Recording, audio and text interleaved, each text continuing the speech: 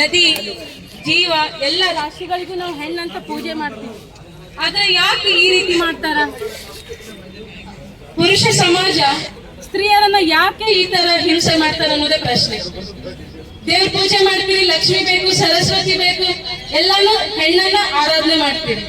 ಆದ್ರ ಹೆಣ್ಣನ್ನ ಯಾಕೆ ಈ ರೀತಿ ಲೈಂಗಿಕವಾಗಿ, ಮಾನಸಿಕವಾಗಿ, ದೈಹಿಕವಾಗಿ ಹಿಂಸೆ ಮಾಡ್ತೀರಿ? ನಾವು ನಮ್ಮನ್ನ ನಾವು ರಕ್ಷಣೆ ಮಾಡ್ಕೋಬೇಕಂದ್ರೆ ಏನ್ ಮಾಡ್ಬೇಕು? ನೀನೆ ರಕ್ಷಾ ಬಂಧನ ಕಟ್ಟಿರಿ. ಏನ್ ಮಾಡ್ಬೇಕು? ಅಣ್ಣಂದಿರು, ತಮ್ಮಂದಿರು ನಮ್ಮನ್ನ ರಕ್ಷಣೆ ಮಾಡ್ಬೇಕಂತ. ಈ ತರ ರಕ್ಷಾ ಬಂಧನ ಎಷ್ಟೋ ಗತಕಾಲದಿಂದ ಬರಾತೈತಿ.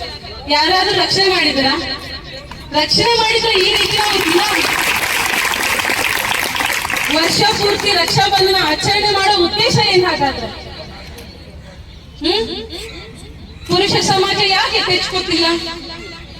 ಅದಕ್ಕಾಗಿ ನಾನು ಹೇಳ್ತಿರೋದು ಒಂದೇ ವಿಷಯ ಏನಂದ್ರ, ಹೆಣ್ಮಕ್ಳು ಆತ್ಮರಕ್ಷಣಾ ಕಲೆಯನ್ನ ಕಲಿಬೇಕು. ಅವ್ರ ಜೊತೆ ಬಾಯ್ ಜೊತೆ